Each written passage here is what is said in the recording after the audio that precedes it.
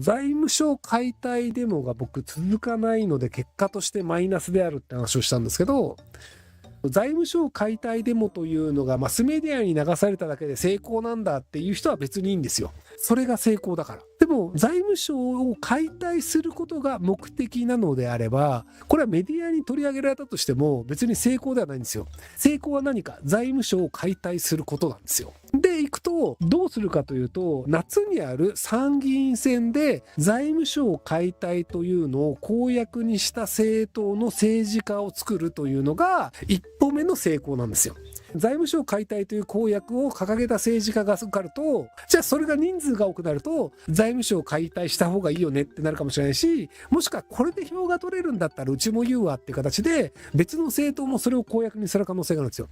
なので7月までその運動が続くかどうかというのが財務省解体が可能なのかというかの第一歩になるんですよ。で今3月なんですよね。毎週やって7月まで4ヶ月12回で、これを平日やれるのは無職だけなんですよ。働いてる人はせいぜい3回です。土日使えるわけでもないし、土曜日1回入れてとか有給取って1回とかで、なので3回以内に結果を出すっていう形にしないと多分多くの人数集まんないんですよね。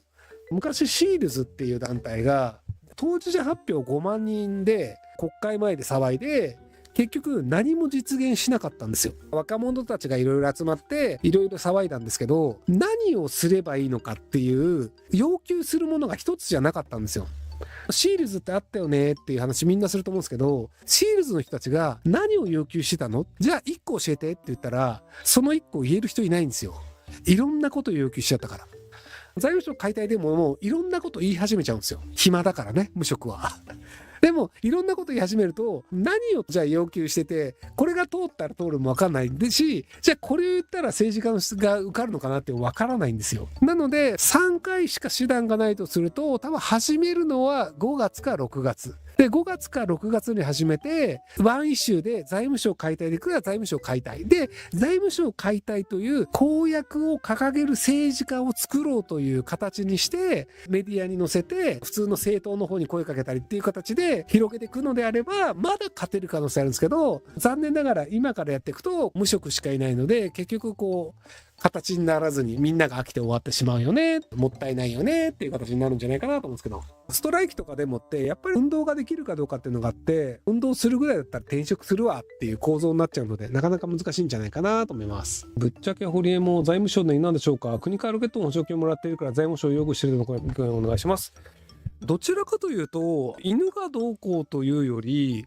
既存の仕組みを説明してしまうのと、努力というのは誰でもできるよね、努力すればそれなりに成果を出せてしまうよね今日の人だと思うんですよね。なので成功してない人っていうのは努力してない人だよね、だから努力してないんだからそれは自業自得だよねっていうふうに考えてしまうっていう。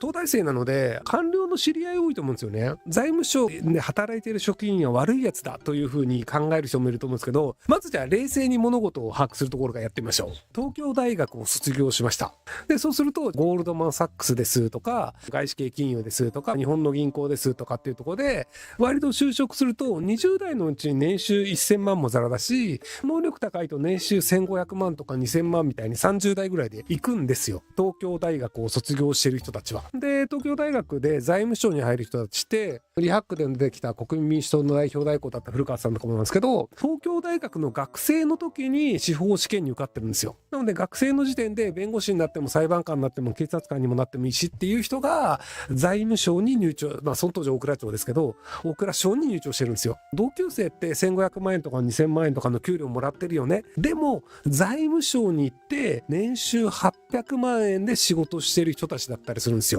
搾取してるとか、財務省の職員の人たちっていうのがじゃあ美味しい思いをしてるかというと、美味しい思いをしたいんだったら公務員にならないよねっていうのが東大の実態を知ってる人たちの意見なんですよ。ただ世間一般の年収440万円にもいかない人たちから見ると、年収800万っていうのはなんかすげえ豪遊してんじゃねえとか、なんか大儲けしやがってという風に思うんですよ。なので、どういう能力の人たちで、その能力の人たちというのはどれぐらいの給料をもらっているものなのっていう相場感を持ってる人で、その感覚が違うんだと思うんですよね。東大に受かりました、東大卒業しました、で財務省に受かるレベルの能力のある人の相場感でいくと、年収800万というのはむしろ安い給料で働いてくれてる人という感覚なんですよ。なので堀江さんが財務省の職員あんまり責めるとよろしくないよって言ったのはそういうところなんじゃないかなと思います。友達選んでほしいわ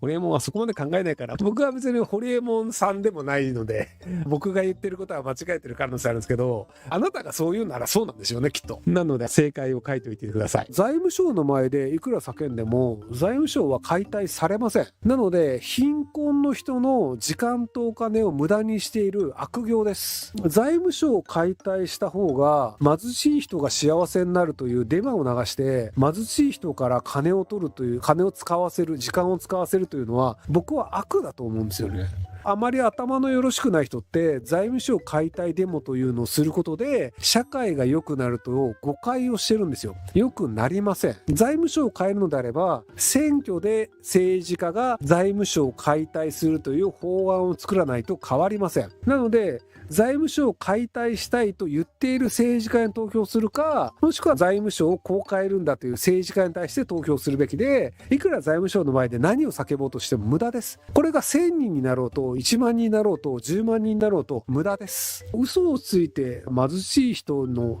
能力とかお金を使うというのは僕は本当に良くないと思うのですけど、結構これを悪いことだと思わない人多いんですよね。僕はデモをする人たちに対して結構こういう風に冷たく厳しく言うんですけど、デモをすることに反対をする霊障派だとかっていう風に結構ひろゆきはやられるんですけど、で本当に効果があるデモは僕はやるべきだと思うんですよ。でフランスのデモは効果があるんですよ。シャンゼリゼ通りとかでデモやって店燃やすんですよ。で店燃やされるからこれ以上デモやめてくんないっていうのを、そこで商売をやってる人たちとかが政治家に文句を言い始めるんですよ。毎週毎週デモやられて商売上がったりで店燃やされるからマジで何とかしてよっていうのを政治家に言い始めるんですよ。で結果としてマクロン大統領はガソリンに対する課税をやめたんですよ。なので燃やすぐらいの根性があるデモだったら僕やってもいいと思うんですよ。そのデモに対して政策を変える、法案を変えるっていうのをやらないと本当に有権者がいなくなるよねっていうぐらいの誰かが困らなきゃいけないんですよ。でも財務省の前でいくら叫んでも誰も困んないんですよ。なので僕はその家ぶっ壊すとか店ぶっ壊すとか火つけるとか強盗するとかっていうのは一時的には悪いことなんだけど、結果として政治家の判断を変えるのであればそれぐらいやらないと変わらないよねっていうフランスの考え方が最終的には正しいと思ってます。民衆というのには権限が全くないんですよ。法律を作るとか政策をやるというのは政治家がやるので、与党の政治家が政策を実行してで法案を作るというのも国会議員が法案を作るので、なので民衆というのは一切力がない。で民衆の力を使うのはデモなんだけど、効果のないデモをやらせるというのは民衆の力と時間とお金を奪う行為なんですよ。効果のあるデモをやるのであればそれはようやく民衆に力が発生するので僕はそれはやるべきだと思うんですけど、でもなんかデモはおとなしく迷惑をかけないで財務省の前で叫んでいる方がいいよねっていうのはそれは力にはならないので、結果としてこう民衆のエネルギーをひたすら無駄に使うだけなので、結果として今の政権を手助けする行為になるんじゃないかと思ってるんですよ。エネルギーのある人たち、エネルギーのある人たちのお金というのを使ってひたすらデモで騒いだけど何も変わらなかったよね、意味がなかったよねっていうので与党が自分の行動をそのままやり続けるということになってしまうんですよ。エネルギーとお金というのを無駄にする行為というのは物事を変えるべき人たちからするとそれはむしろマイナスなので、やるんだったら赤の他人の迷惑にならなきゃいけないんですよ。私たち嫌だよねっていう普通の人たちがいくら言ったというのも変わらないので、財務省の前で日比谷の街ぶっ壊すととかっていうので、日比谷の商店街とかが、いやいや、ちょっとこのデモなんとかしてよって言い始めて、日比谷だけで足りないんだったら銀座の店ぶっ壊すとか、新宿のうちぶっ壊すとかってやると、新宿とか日比谷とか銀座の街がどんどんぶっ壊れて、いやいや、これはまずいでしょ。なんとかしなきゃいけないでしょっていう風にした方が、ようやく政治が動くと思うので、本当に覚悟があるんだったら、それぐらいデモはやった方がいいんじゃないかなっていう過激派です。はい。ホリエモンが燃えて、俺たちは財務省のいいんだワン、ワンって言ってました。そうなんだ。ネタじゃないですかね。あの人プライド高いんで、誰かの犬にはならないタイプですよ。ご視聴ありがとうございます。今回の動画はこちらからの切り抜きになります。